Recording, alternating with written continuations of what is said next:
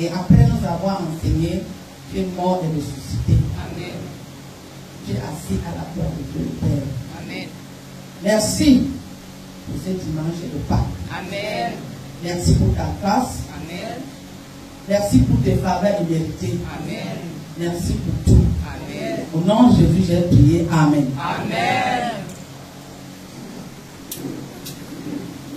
C'est bon?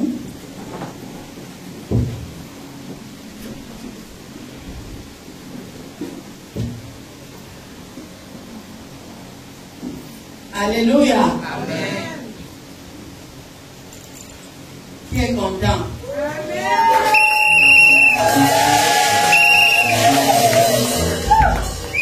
Nous fêtons la Pâque aujourd'hui. Amen. Mais nous savons que l'église réveillée est basée sur la Pâque. Amen. La mort et la résurrection de Jésus. Amen. Donc moi, tout ce que je fais la Pâque. Quand je prêche la parole, selon Dieu, je fais la Pâque. Alléluia. Amen. Bon, il peut y avoir un jour spécial comme aujourd'hui, mais on peut fêter ça tous les jours. Amen. Alléluia. Parce que les bontés de l'Éternel ne sont pas épuisées. Amen. Chaque matin, elles se renouvellent. Amen. C'est la Pâque qui a fait ça. La mort et la résurrection de Jésus ont fait que les bénédictions de Dieu, les bontés se renouvellent chaque matin. Et le sang de Jésus se renouvelle chaque matin. Les bontés de l'Éternel ne sont pas épuisées. Ses compassions ne sont pas achevées. Chaque matin, elles se renouvellent. Que ta fidélité est grande au Seigneur. Mon âme dit, L'Éternel est mon partage. C'est pourquoi je veux rester en lui. L'Éternel est mon partage. C'est pourquoi je veux rester en lui. oui, l'Éternel est bon pour qui espère en lui. Il est bon pour l'âme qui le cherche. Il est bon d'attendre en silence. Le secours, le bon secours de l'Éternel. Mon âme dit,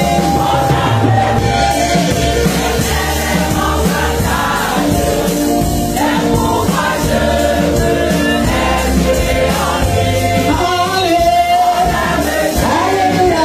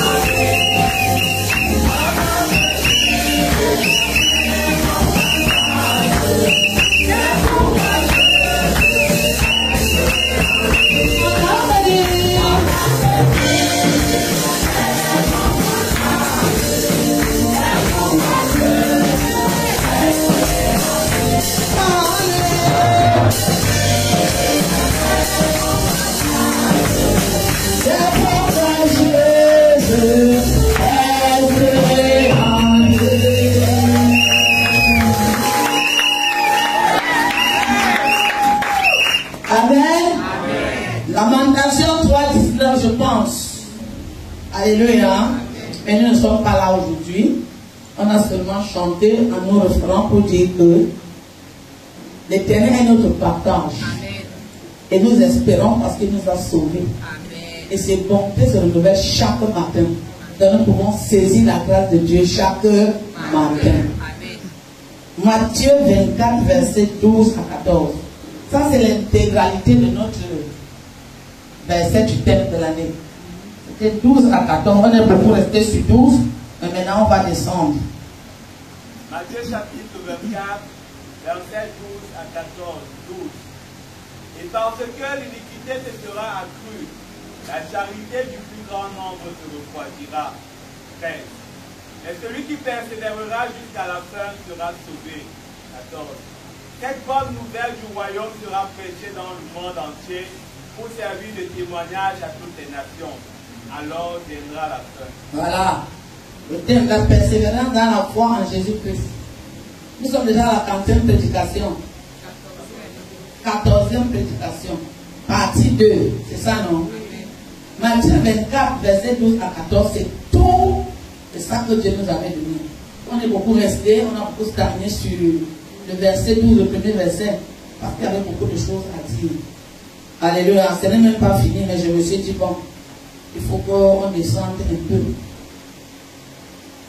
Alors, lis un peu Luc 21, 19. Luc chapitre 21, verset 19. Par votre persévérance, vous sauverez vos âmes. Voilà. Par votre persévérance, vous sauverez vos âmes. Et s'il n'y a pas la persévérance, vous allez perdre vos âmes. Voilà. C'est très important. Et cette bonne nouvelle du royaume sera prêchée dans le monde entier pour servir de témoignage à toutes les nations, alors viendra la fin. Les disciples de Jésus, nous devons nous attendre aux persécutions. Parce que tout ce qu'on a vu la première partie de 2 Timothée 3 là, c'est les différentes sortes de persécutions. Parce qu'on a dit que, comme il y aura ces gens-là, la charité va se refroidir. Ça va faire que les gens n'aient plus envie de servir Dieu. Ils vont dire, ça sert à quoi? Le mal est sur la terre. Est-ce que Dieu existe même? Alléluia. Mais le Seigneur dit, au-delà de tout ça, tout ce que nous voyons là, que nous pouvons dire que c'est à cause de toi que j'ai quitté l'église. Il dit, celui qui persévérera. C'est pas ça, hein? On avait défini celui la semaine passée. Donc tu ne peux pas dire que je ne sers pas Dieu parce que mon voisin, parce que à l'église, parce que le pasteur, non. Et Dieu lui-même te dit qu'il y aura des choses comme ça, qui aura envie de te faire refuser Dieu. Et chacun sait combien de fois il a voulu refuser Dieu. À cause de persécutions, à cause de situations, à cause d'une maladie, à cause de ce que ta vie n'avance pas, à cause. Mais Dieu dit que c'est lui qui persévérera, sauvera sa âme. Mais parfois on a souvent vu les frères. Mais tu avais raison, hein. Ce qu'on t'a fait là, hein, c'est pas ça. Qu'est-ce que tu as dit ça à un frère, une soeur? Dieu permet ça pour te fortifier. Parce que quand les choses sont souvent aussi faciles, hein, on ne donne pas de la valeur. Alléluia. Un homme a pris une femme sans la doter, parfois ne la considère même pas. Et quand tu as déposé tes 3 bâtons là-bas, tu te dis que si elle part, j'ai perdu 3 bâtons. Tu fais attention. Amen. Alléluia. Pour ça, moi je conseille aux familles de ne pas donner leur fille en mariage gratuitement. Amen. Vous comprenez, non? Amen. Parce que quand quelque chose, parce que Dieu nous a sauvés, mais nous devons aussi participer. Amen. C'est pour ça qu'il dit qu'il faut la persévérance, il y aura des choses comme ça. Est-ce qu'on comprend? Voilà. Les disciples s'attendent à être persécutés. Et savons que l'apostasie qui suit la persécution se répandra largement. L'apostasie, c'est des gens qui relient Dieu ouvertement. Et vous voyez bien qu'aujourd'hui, les gens font les choses dans tout notre comme tu es dépassé. C'est pas ça? On a même toutes sortes d'histoires Internet. Tu te demandes où est la pudeur. Il y a des choses qu'on ne raconte même pas en public. Mais vous voyez comment les gens racontent tout ça. Alléluia. Est-ce que je mens? Non. Tu écoutes les choses, comme tu te lèves, tu viens parler des choses. Que ça te concerne même. Alléluia. Donc nous devons nous attendre à l'apostasie. Nous devons nous attendre aux persécutions. Nous devons nous attendre à ce qu'on disait qu'on va même venir, on vous dit qu'on ne lisait que la Bible. Nous devons nous attendre à tout cela. Ce ne sera pas une raison pour dire à Dieu pourquoi nous n'avons pas évangélisé. Le verset 14 dit que la bonne nouvelle du royaume doit être prêchée. Et qui va prêcher la bonne nouvelle? C'est nous, non? Mais malgré la persécution, l'évangile sera prêché jusqu'aux extrémités de la terre. Tous les disciples de Jésus sont appelés à s'engager activement dans l'annonce de l'évangile à tous les peuples de la terre. J'ai écrit beaucoup aujourd'hui. Parce que nous avons pris un verset évangélique. Alléluia.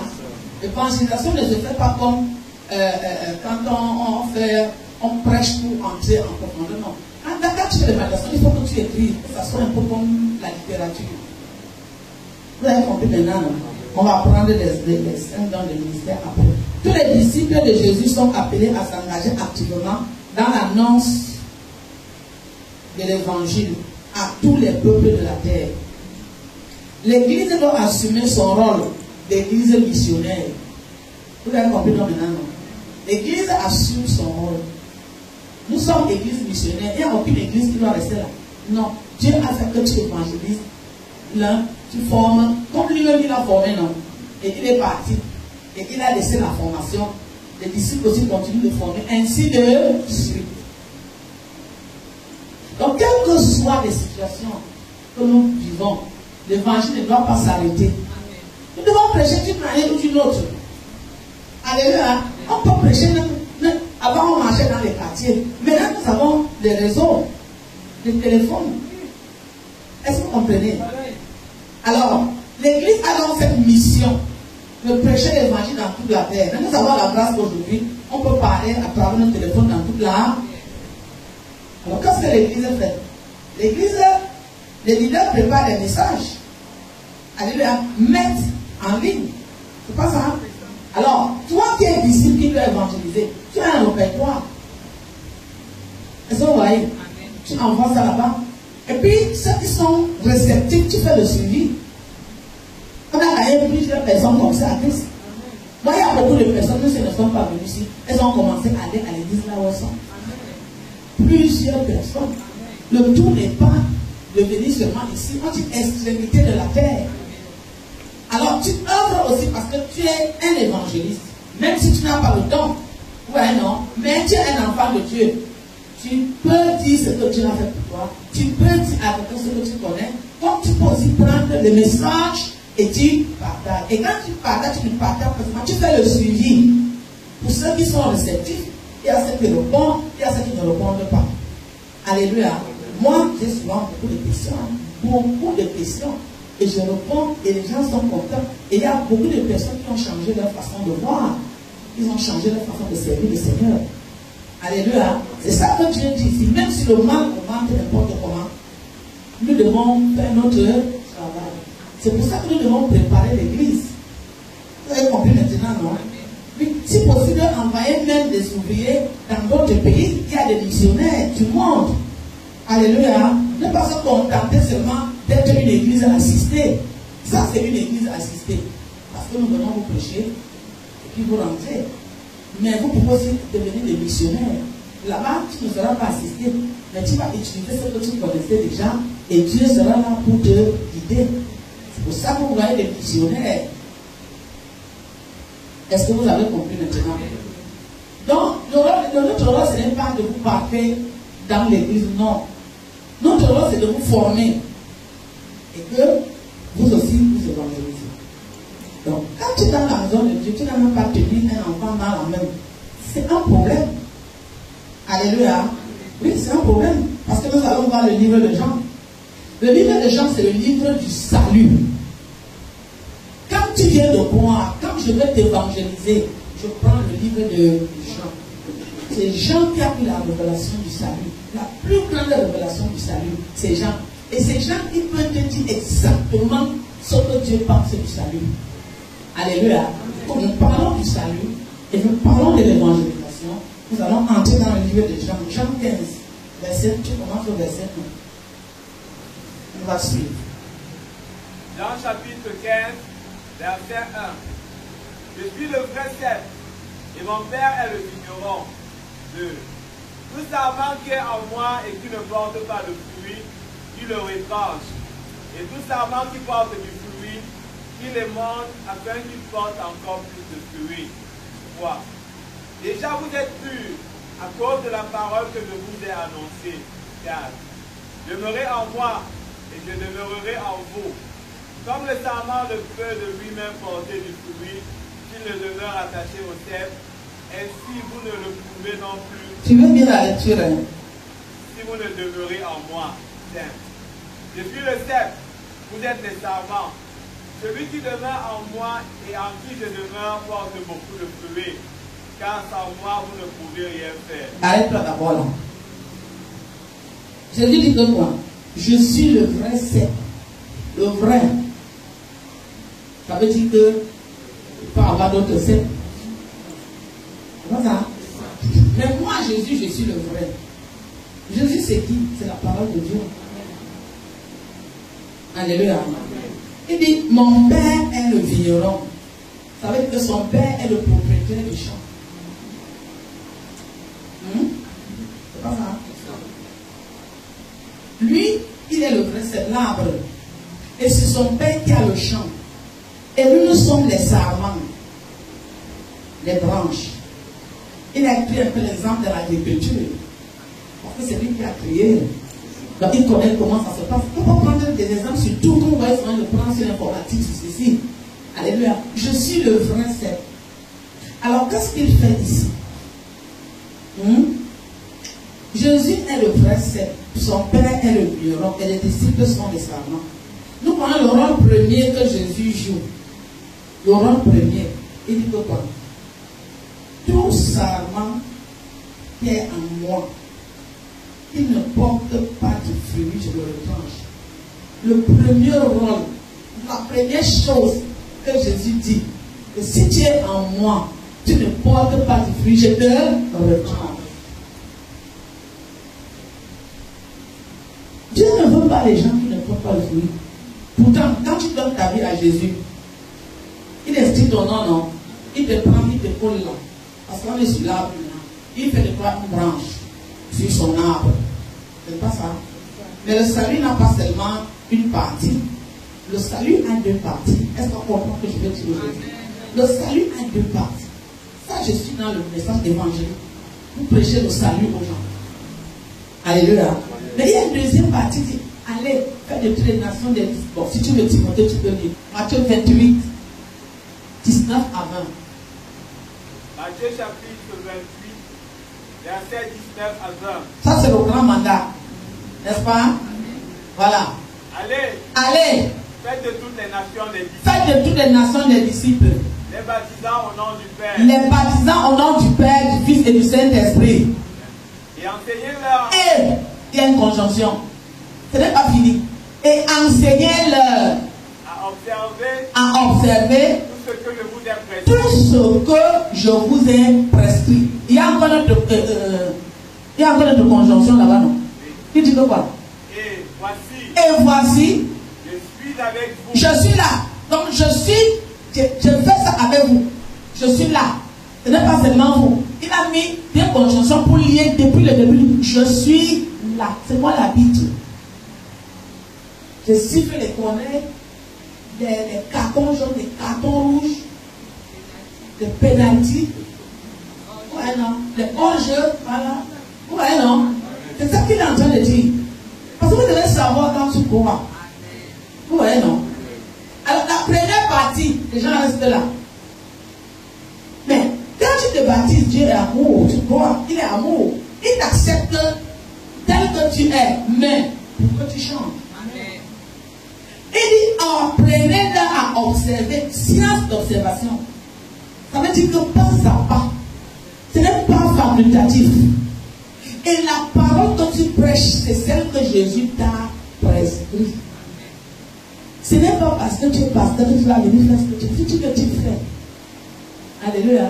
Mais Dieu lui dit, moi j'ai prescrit des choses. Et c'est ça que tu enseignes à mes disciples. Tout. Alléluia. Donc tu dois prêcher toute la Bible selon les circonstances. Et il a donné les 5 noms de ministère dans Éphésiens 4, 11. On ne va pas, je ne sais pas, il y a les pasteurs, il y a les évangélistes, il y a les docteurs. Ouais, non. Mais chacun joue son rôle. C'est pour ça qu'à l'église réveillée, on appelle souvent que le prophète venir prêcher. Parce que chacun va amener son don. Ouais, non. Le pasteur peut aussi avoir tous les dons. Parce que Paul avait tous les dons. Notre pasteur nous avait tous les dons. Et vous pouvez aussi avoir des dons, les 5 dons de ministère. Alléluia. Parce qu'il y a ceux qui sont doués dans ça. Et l'évangile ne se prêche pas n'importe comment. Est-ce que vous comprenez? Non. Si tu prêches aussi l'évangile, tu n'importe comment, tu vas détruire. L'évangéliste, par exemple, quand tu vas évangéliser, arracher les hommes dans le monde pour les amener dans l'église, tu utilises l'évangéliste. Mais l'évangéliste est brutal, il est brut, il prêche dans l'enfer, il t'effraie, tu quittes le monde, tu viens. Quand tu viens maintenant, tu tues le pasteur. Si l'évangéliste est dans l'église, il va gâter toute l'église. Ce n'est pas bon. Dieu a tout prévu. Tu vas tuer le pasteur qui est comme le père, qui paie les brebis. Ça veut dire qu'en même temps, il regarde des maladies, il soigne. En même temps, il peut aussi avoir le bâton pour taper un peu. En même temps, il peut faire les câlins. En même temps, il peut jouer. En même temps, il peut prendre. Il est comme le père. Ça, c'est le rôle du pasteur. Ouais, non. Et il joue tout ce rôle parce que l'évangéliste t'a déjà frappé. Tu as dit, il t'a frappé où? C'est ça. Amen. C'est où c'est ça là? C'est quelle blessure? Donc, ouais, comment tu vas faire? Maintenant, le docteur vient pour entrer avec l'église en profond. Voilà. Ouais, non. Le prophète, il parle de la part de Dieu, mais il est beaucoup dans la parole de connaissance. Il est beaucoup dans les révélations. Il y a quelqu'un ici qui est malade. Il y a on ne peut pas faire ça tous les jours. Ça va rendre l'église comme si ils sont dans les gris. On ne peut pas. On fait ça de temps en temps. Donc, un temps, le prophète peut venir faire ça pour voir s'il y a des malades. Même tous ces dons-là guérissent, même l'évangile, même le pasteur. Voilà. Mais Dieu a fait ça pour que ça soit complémentaire. Mais tu ne peux pas faire l'église où tous les miracles, tu dis non. Non. Tout ce que je vous ai prescrit. C'est pour ça qu'on demande à chacun de travailler dans l'église. Ça nous permet de découvrir vos dons. Et de vous positionner. Même dans vos commentaires, ça nous permet de voir. On regarde, on voit. On dit que celui-ci, il manifeste, il prêche, il va toujours là-bas. Et c'est comme ça que le pasteur, avec du Saint-Esprit, on place les gens, on ne les nomme pas n'importe comment. C'est vrai que si on ne voit pas, on peut conquérir les dons. On peut conquérir, ça veut dire que même si on ne voit pas, on te donne un travail. Il y a aussi, on peut conquérir les dons.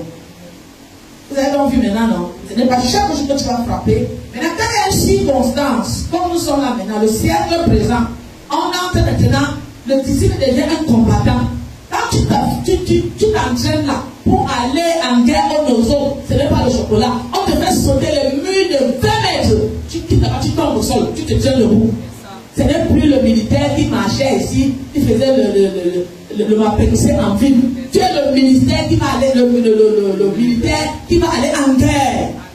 Alors quand on se trouve dans des situations comme ces situations de maintenant, où si on ne forme pas l'église, nous allons perdre les brebis, parce qu'ils vont venir avec des choses. Le siècle présent, nous allons vivre le siècle présent. Alors si on ne change pas l'église pour former les guerriers, les brebis vont se perdre. Qui est ça? Donc, ce n'est pas qu'on est dit non. Donc, c'est comme ça que ça fonctionne. C'est pour ça qu'il dit tout ce que je vous ai prescrit. Vous avez compris maintenant? Est-ce que vous comprenez bien maintenant? Est-ce que c'est clair? Donc, quand on arrive là, ce n'est pas tous les jours qu'on frappe. Ici, là, il y a des miracles, il y a des guérisons, il y a des ceci. Il n'y a pas ça ici. Il n'y a pas. Alors, on arrive à un stade où on veut les guérir maintenant. les vaillants guerriers de Jésus, on prend dans la parole qui va positionner les fidèles. Alors, qu'est-ce que Jésus fait? Il vient, il dit, moi je ne veux pas les gens qui ne portent pas du fruit. Moi je les enlève. C'est pas Dieu. C'est pas Jésus. Parce qu'il a un but. Par exemple, au verset 16. Qu'est-ce qu'il dit au verset 16 de Jean 15? Regardez un peu. Jean chapitre 15, verset 16. Ce n'est pas vous qui m'avez choisi. Voilà. Mais moi, je vous ai choisi. Oui. Et je vous ai établi. Oui. Afin que vous alliez, Oui. que vous portiez du fruit. Oui. Et que votre fruit demeure. Voilà. Afin que ce que vous demanderez au Père à mon nom, Oui. il vous le donne. Voilà. Vous allez dire seulement que, afin que ce que vous demanderez au Père. Non, il a commencé à dire depuis. C'est moi qui vous choisis. Et c'est moi qui donne les règles du jeu. Et je vous ai choisi pour que vous sortez, évangélisez et vous portez du fruit. Donc si tu es rattaché, il va dire tout ça manque en moi, qui ne porte pas de fruit, tu ne m'intéresses pas. Ça c'est le livre du salut. Hein. Parce que vous souvent prêcher aux gens quand vous allez leur dire la vérité. Ne leur dites pas que viens, on va te guérir, tu vas trouver un mari. Ce n'est pas. Il vient dans l'église, il ne connaît pas. Il doit venir dans l'église en sachant pourquoi il vient. Comment il va servir Dieu. Voici Jean. Alléluia. Le rôle premier du Père est de retrancher tout serment qui ne porte pas du fruit. Le fruit dont il est question ici, c'est la foi, la sainteté, dans la vie personnelle de chaque disciple et la poursuite du ministère de Jésus. Quand tu viens te rattacher en Jésus, qu'est-ce qu'il fait? Il te sanctifie. Commence par te sanctifier. Pas tout faire en un jour. Parce qu'il y a une sève qui quitte de l'arbre pour aller dans la branche. On comprend qu'il a une sève. La sève là, c'est quoi? C'est la parole de Dieu. Alors il commence à te donner la comme tu donnes le lait à un enfant. Alléluia. Et il constate, il regarde, il constate, il regarde. Et il vient tout le temps, tu ne peux que jamais le fruit. Je ne m'intéresse pas. Parce que l'exemple, c'est Judas. Judas marchait avec Jésus. Pas ça? Mais Judas, on lui avait donné la bourse. Il était trésorier. Et il volait. Et il calomniait. Mais Jésus l'a laissé là, se disant que quand il a ministré quand même de 3 ans. Alléluia. Jésus avait 3 ans avec Judas. C'est Jésus qui l'avait choisi. Et s'il ne savait pas qu'il était mauvais. Mais quand on a choisi la vie de Jésus, pour qu'à travers le ministère de Jésus, il change. Mais en 3 ans et demi, Judas n'a pas changé. Judas n'a pas porté du fruit. Mais il a été retranché. C'est pas ça? Judas n'a pas été remplacé. On n'a pas remplacé Judas par Matthias. On l'a remplacé. Ça veut dire qu'il est coupé et jeté. Le Seigneur dit dans un endroit qu'il ne reste qu'à être jeté au feu. Mais maintenant, si tu as la chance de te repentir, c'est toujours bien. C'est tant que tu vis, tu peux exposer ça quand même. Alléluia. Est-ce qu'on comprend maintenant? J'ai dit exemple de Judas. Un disciple qui n'a pas porté de fruit. Oui, il a cessé de suivre Jésus. Voilà. Et il s'en est allé pour le trahir. Ça, c'est Judas. Et nous avons vu dans le siècle présent, il y a les Judas, on a tout vu, non? Alors, si tu vis de cette manière, est-ce que tu penses que Dieu va recommencer à jouer la danse de mafia? Non. Alléluia. Les branches qui n'ont pas été retranchées pouvaient s'attendre à être émondées. Émondées. Les branches, les 11 pouvaient s'attendre à être émondées. Émondé, c'est quoi? Enlever ce qui ne va pas. Enlever ce qui encombrant. Ce qui ne va pas, c'est quoi? C'est toujours le péché. C'est la faiblesse spirituelle. C'est pas ça? Mais si tu ne portes pas de fruits, on continue à te nourrir. Pourquoi? Il faut que tu avances et le Seigneur enlève le péché. Tu avances, il te donne la force surnaturelle. Tu avances et tu grandis. Est-ce que Dieu a appelé les gens pour qu'ils restent à l'église? Est-ce qu'on comprend? Je suis dans le livre de Jean. Quelqu'un vient me dire le contraire. Là, je suis dans l'évangélisation. Alléluia. Chaque émondage apporte aux disciples une énergie supplémentaire pour avancer dans sa marche avec Dieu. Chaque émondage apporte aux disciples, vous voyez non, une énergie supplémentaire pour avancer dans sa marche avec Dieu. Mais si toi tu es infidèle, on ne monte jamais. Parce que tu n'as pas de fruit. Vous êtes dormi ici. Vous êtes debout. partager les films, partager, on va jamais vous comprendre. Il a dû dormir. C'est comme ça. Vous voyez que l'église c'est un reposoir. Vous voyez que l'église c'est, je ne sais pas, comment on appelle là? Oui. Non. Ça c'est Jean, hein. Il a eu la révélation jusqu'à partir de Jésus. Et Jésus nous a en train de parler. Alléluia. Amen. Chaque émondage apporte aux disciples une énergie supplémentaire pour avancer dans sa marche avec Dieu. Vous allez voir, les chrétiens sont faibles. La faiblesse même, c'est de dormir devant le Seigneur. C'est une faiblesse. Et Dieu délivre de ça. Amen. Tu viens et tu dors devant Dieu. Ce n'est pas normal. Vous avez vu le problème, non? Parce que Dieu te parle. Et toi, tu dois dire ton esprit n'est même pas. Tu es connecté, mais la sève ne passe pas. Vous avez compris maintenant? Voilà. En tant que vrai sève, Jésus rendra les serments capables de porter du fruit. En tant que vrai sève, Jésus nous rend capables. Parce que Jésus n'est pas en toi, tu ne peux pas faire l'œuvre de Dieu. Vous avez compris maintenant, non? Tu as besoin de Jésus. Toi, tu n'aimes pas la parole de Dieu toujours. Tu ne lis pas, tu ne pries pas. En tant que vrai sève, vous comprenez, non? Jésus te rend capable de porter du fruit.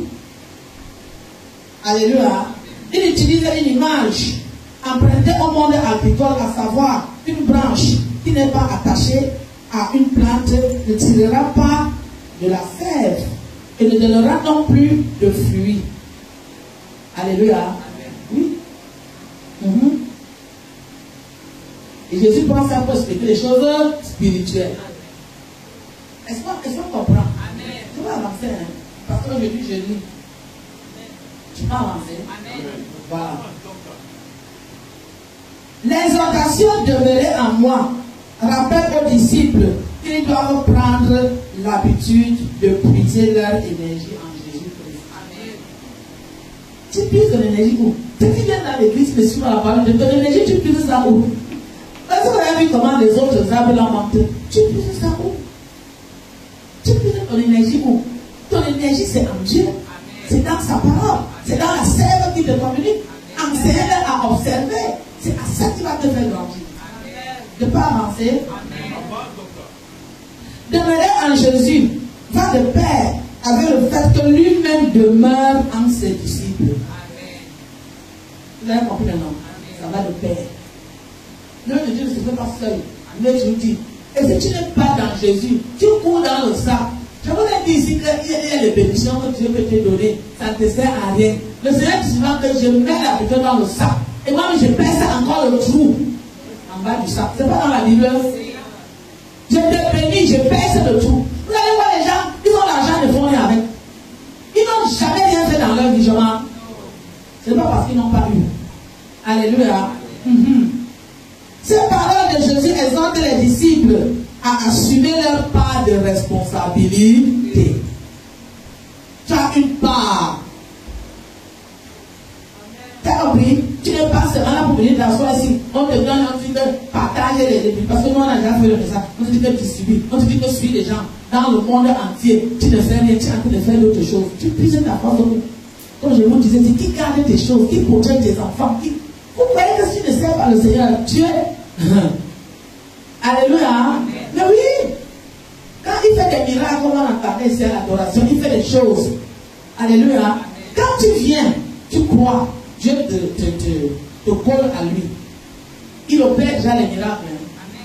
Il opère. Parce que le premier miracle, c'est de t'avoir relié à lui sans que tu observes d'abord quelque chose. Il dit que j'attends. Moi, je te manifeste. J'anticipe. Viens rester ici. Pendant que tu vas te faire observer, moi, comment Dieu a te donné les miracles, comment Dieu a te faire les choses, comment... C'est pas ça. Dieu t'avance. Voilà. Jacques 15 dit que sans Jésus, il n'y a pas de fruit du tout. Il dit sans moi, vous n'êtes rien. Donc, verset 5, Timothée. Celui qui demeure en moi et en qui je demeure porte beaucoup de fruits. Oui. Car sans moi, vous ne pouvez rien faire. Sans moi, vous ne pouvez rien faire. On te dit que dis ce que tu as compris, parce que ce que je Jésus a dit, tu ne dis pas. Et on attend que tu manifestes, on ne voit pas. Attendez. Sans Jésus, il n'y a pas de fruit. C'est pour ça que vous voyez souvent beaucoup de chrétiens sont faibles. Je veux dire que quand on regarde, on sait.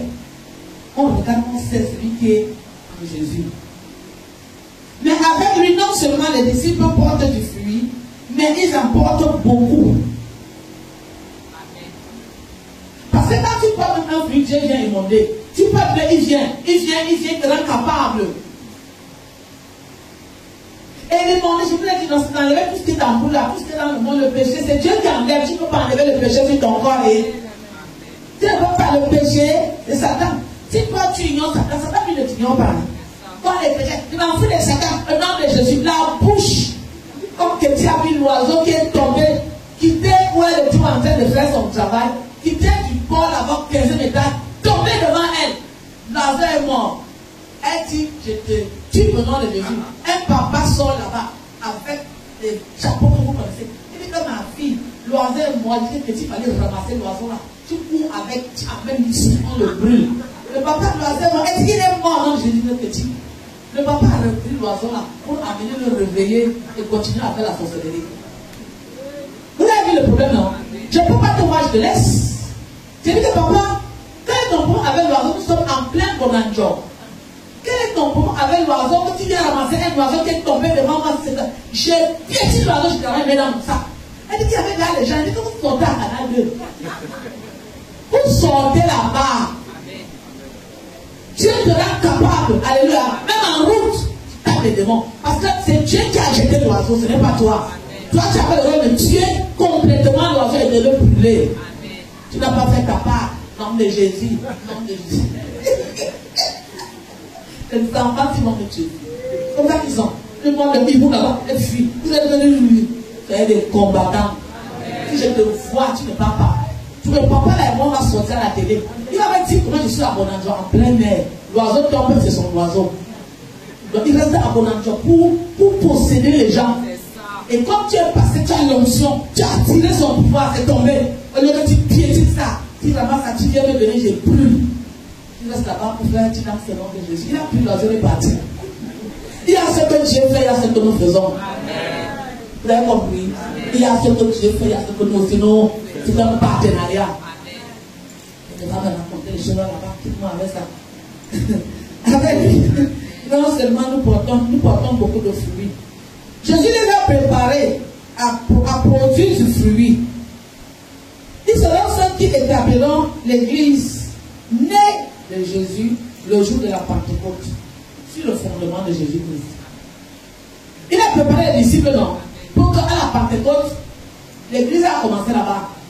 Et ils vont commencer l'église là, mais sur le fondement de Jésus-Christ. On ne fait pas l'église sur notre fondement. Donc si tu es pasteur, docteur, tu es ministre de Jésus, comme le président avait ses ministres, c'est le président qui donne la politique. Alors quand tu ne suis pas la politique du président, tu es un traître. Vous avez compris maintenant, non? Donc le pasteur, c'est pas lui comment l'église. Non, c'est Dieu. Mais nous sommes les ministres. Et nous avons une feuille de route. La Bible, fondée sur Christ. Et quand on vient prêcher, on dit la vérité.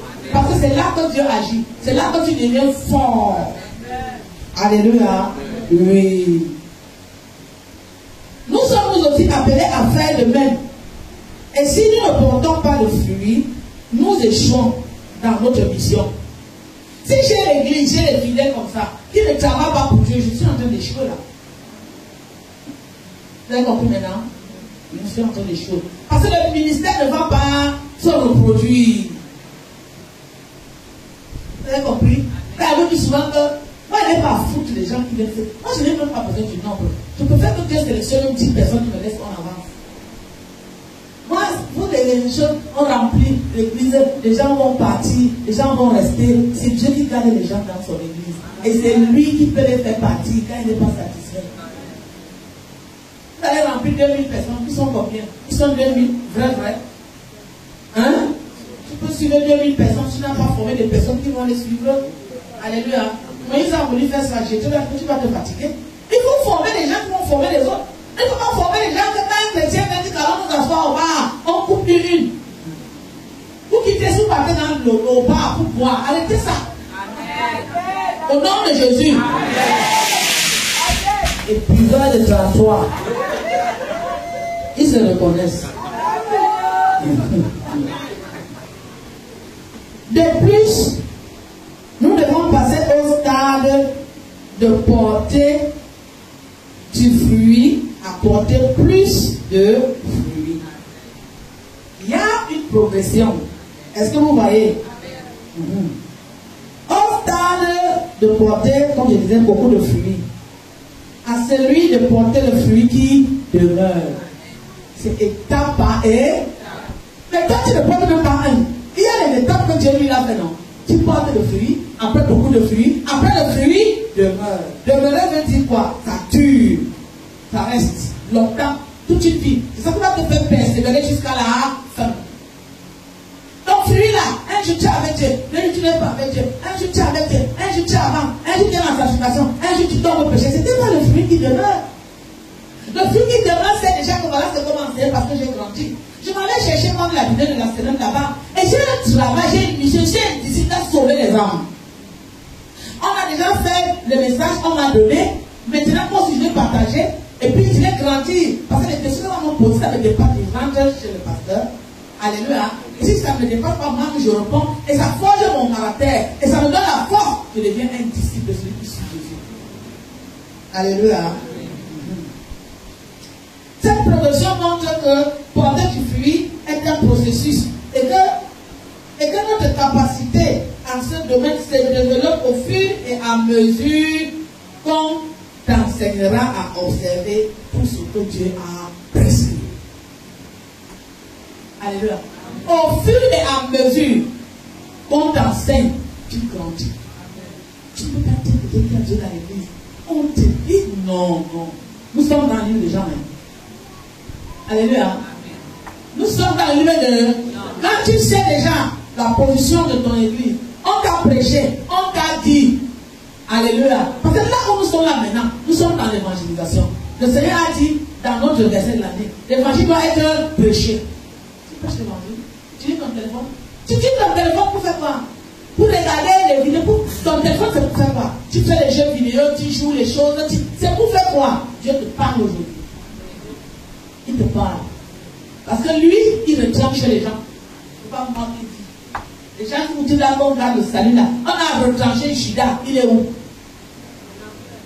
Alors, il y a une parabole, la parabole des noces, qui dit qu'on avait appelé les gens, ils ne sont pas venus. On est allé dans la rue, on a appelé les gens. C'était un roi qui faisait la fête. Maintenant, les gens sont entrés. Quand on venait dans la Bible, quand on venait, le roi venait de regarder. Il a trouvé quelqu'un qui n'avait pas un habit de noces. Il a dit quoi? On arrête, on le jette, on l'envoie dans les enfers, dans le feu. Pourquoi? On t'a quand même donné la fête chez le roi gratuit. Mais porte quand même un habit propre. Amen. On t'a donné le salut. Montre quand même que Dieu t'a donné le salut gratuitement. Amen. Alléluia. Moi je ne connais pas un verset de la Bible qui dit que vis comme tu veux. Comme tu l'as dit dans ta adoration. Seigneur, nous aimons nos frères comme ils sont, afin que tu les délivres. Moi je continue cette prière-là. Parce qu'on ne peut pas les aimer s'ils sont du siècle présent. Je veux dire qu'on ne va pas les haïr. Non, on ne va pas toujours les... Oh non, on va les ignorer un moment. Vous avez compris maintenant? Alors quand le roi est venu, vous connaissez cette parabole, il a regardé et dit comment il l'a mis dehors. Vous comprenez, non? Parce que même quand Jésus t'a sauvé, c'est gratuit. Mais toi, amène un apport. Porte du fruit. Tu n'es pas pasteur, peut-être tu ne sais pas prêcher, mais tu as un téléphone pour envoyer seulement le message. Alléluia. C'est même si c'est Dieu qui te répond, tu commences avec eux. Et puis le Seigneur va venir. Si tu demandes en moi, je demande en toi. Parce que moi, je suis déjà greffé. Mais si tu viens, vous êtes appelé pour vous porter du fruit. C'est moi qui dis. Tu n'es pas appelé quelqu'un pour qui ne porte pas du fruit. Alléluia. De la même manière, tu dis ton téléphone pour dire tout ce que tu dis aux gens, pour travailler même, pour faire ce que tu fais. Dieu te dit aujourd'hui, utilise ton téléphone pour porter du fruit. C'est une bénédiction qu'il t'a donnée, qui te rend capable. Quand tu vas envoyer une vidéo de lui, alléluia, il va ajouter d'autres. Amen. Il y a des vidéos même ici dans Internet. Moi, je regarde souvent aussi. certains hommes de Dieu. Je l'ai lu une fille, je me connais. Quand je quitte ici, comme on a, c'est pas le même horaire, je vois tous les dimanches leurs vidéos. Et quand il rentre à la maison, je commente avec lui. Moi, je laisse pas. Je dis que moi, j'ai suivi votre vidéo, le pasteur a dit, toi, qu'est-ce que tu as retenu? Il me dit. Si j'ai des corrections à faire, je fais. Si je n'ai pas, je laisse. Jamais que je peux le dire. Je fais la même chose. Alléluia. Et puis, quand la vidéo sort là, je commence à envoyer. Et puis, je converse avec les gens. Je fais le travail. Je rends ministère à travers le monde entier. Et je n'oublie pas ma maison parce que cela, c'est ma maison. Alléluia. Donc, je ne peux pas avancer pour les gens de ma maison. Est-ce que vous avez compris? Donc, c'est ça que nous devons faire. Alléluia. Si nous ne voulons pas perdre notre salut, sinon Dieu, il dit qu'il retranche. Viens nous prouver le contraire. Que le Seigneur nous bénisse.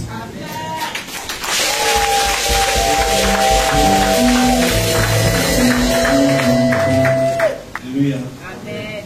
Nous mettons debout pour prier pour la parole de Dieu. Nous prions.